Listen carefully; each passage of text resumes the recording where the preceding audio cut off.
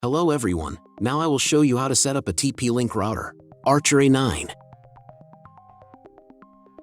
And before we start, I want to say that if my video will help you, please support my work.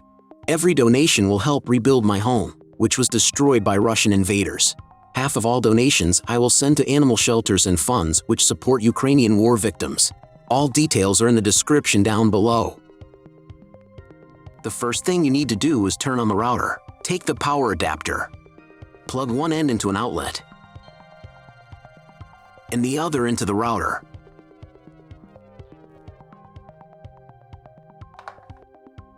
On some models, you need to press the power button.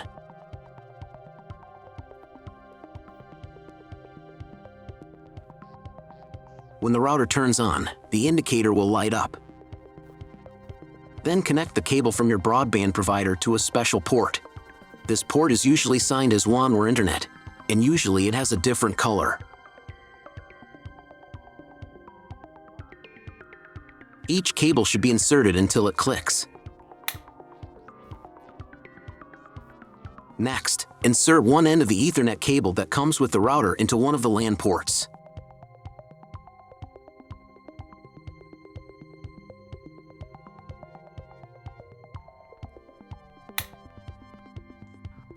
And plug the other end into the Ethernet card of your computer or laptop.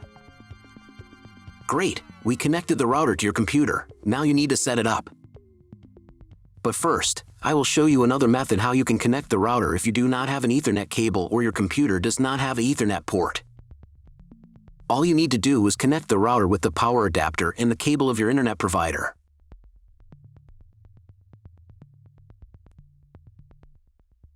When you do this, your router will immediately distribute Wi-Fi, but the internet will not be available. If the router is new and has never been configured, the Wi-Fi network will be with the name of your router. The router name and Wi-Fi password are printed on the sticker that is located on the router. These credentials are different for each router. Connect to it. Great, you have connected to the router. Now let's proceed to its configuration. First, open your browser and go to the URL that you see on the screen. Use the address bar, not the search bar. If the link doesn't open, or you see a page with a password that you don't know, it means that your router has already been configured, and you need to reset it to factory settings. Press the special reset button on the router for 5 to 10 seconds. The indicators on the router will blink. Usually this button is inside the router case to prevent it from being accidentally pressed. In this case, press it with a thin object. The router will reboot and the settings will be reset to factory defaults. Then you can try to enter the router settings panel again.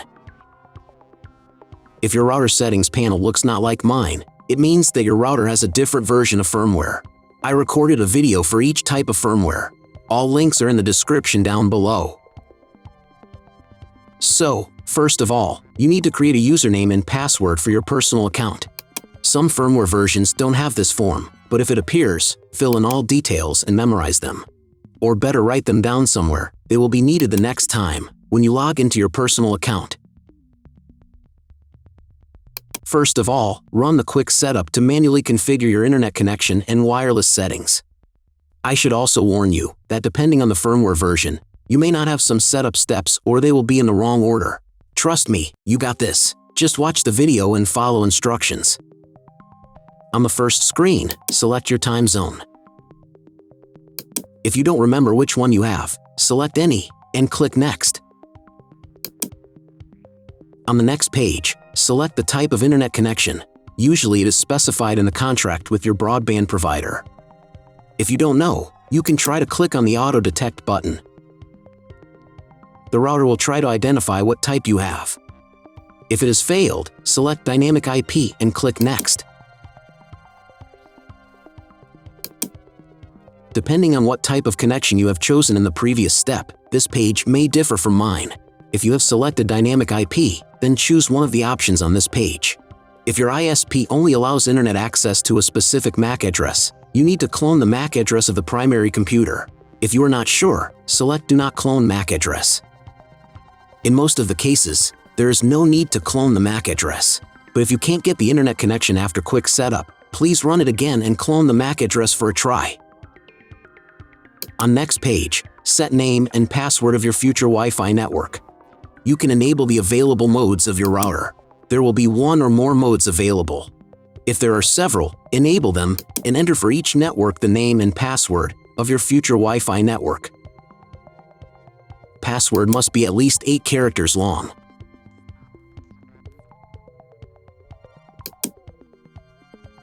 When you write the credentials, click on the Next button.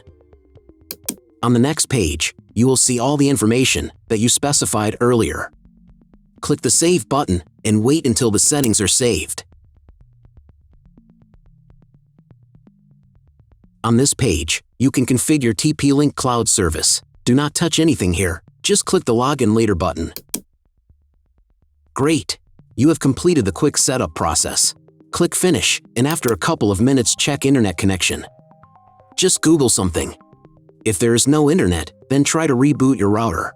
Press the reboot icon in the upper right corner.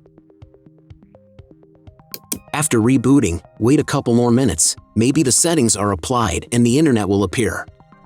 If the internet still does not appear, check again whether you have connected all the cables correctly.